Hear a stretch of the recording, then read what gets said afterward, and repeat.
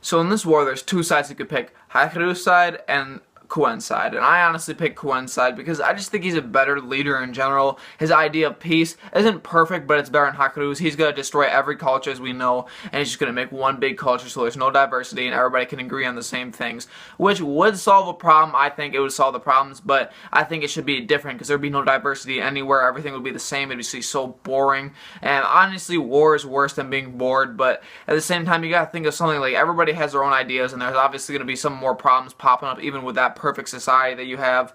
Like, well, what are you gonna do? But Hakuru's is pretty much, if you don't follow what I do, I'm gonna kill you, and I've fallen into depravity. So he's fallen into depravity, and he wants to kill people that aren't with him. So obviously, I'm gonna pick Kuen's side. And I think Kuen just in general has a better, he has an edge, you could say, on this war because he has a lot more soldiers, he has a lot more metal vessel users, and the metal vessel users are almost on the same level as Hakuru. So the leader of the army, the most powerful soldier, is pretty much almost on par with all the people that are on the metal vessel team. So it's like, well, what are you really going to do? There's a masked girl on his side. I don't know if it's a girl or a guy, but it's masked, and whatever it is, it's excited for war, and it really wants to go in. So it's like, what possibly could he do, or what she could do, or whatever you want to call it? What could it do to actually give him the edge on this war? His soldiers are really strong because he took fear and hesitation away from them.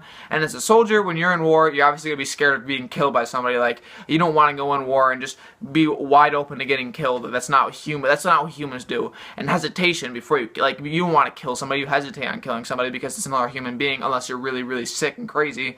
So he just made the perfect soldiers. The perfect soldiers are pretty much what I just described to you guys, and the soldiers on the Kuen side are just not like that. They're actually regular human beings, and other than metal vessel users, I don't see one actual regular human beat these guys, because the guys are crazy. I wish I could show you guys a picture, but you guys already saw it. They're just crazy. They look like dungeon monsters. Like, I don't know what Kuen did to them. I mean, not Kuen, Haruka did to them, but he obviously planted a seed in their head and brainwashed them with Belil's magic. So what the hell are you doing, Hakuru? When I saw you in the series first, I thought you were a nice guy. I thought you were going to be part of the team, but nah, you're a really sick, crazy guy, and I kind of like you as a villain, honestly. I mean, you're a really good villain, but I wouldn't say as a villain. There's more. It's not black and white series. There's more sides to it. Obviously, he has a greater motive to try to make the world better, but, like, is what you're doing really better than what Kuen's doing? Why don't you just go with him? I don't know, but falling into depravity, and his Magi isn't there, and without his Magi, he's not going to be able to do anything. Judar was a really strong character on his side, probably the strongest out of his whole entire family that he had chosen.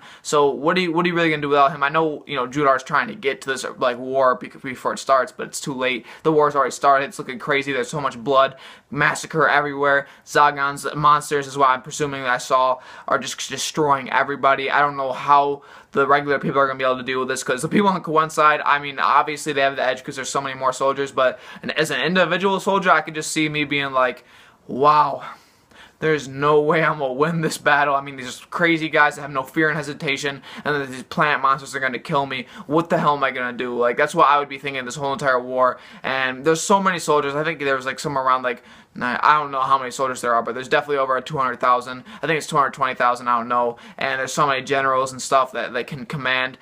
I just think that Kuen has an edge on this, but overall this might be a really close war, more closer than I thought, because last time I thought it was going to be like a cakewalk for, Kuen, but it's not going to be, because Haruka is a lot smarter than I thought he was, and I definitely see that now, and I really want to see what he can be able to do without Judar. Maybe Judar will come with Alibaba, and they can both fight side to side, not side to side, against each other, and then, maybe Alibaba can get Judar back for saying all that shit about him. So that's really the end of my review. If you guys like the chapter Magi, just let me know, talk about it with me. I'm really interested in this war arc, interested in what you guys think. Just let me know. If you like my review, like it, subscribe. I'd greatly appreciate it.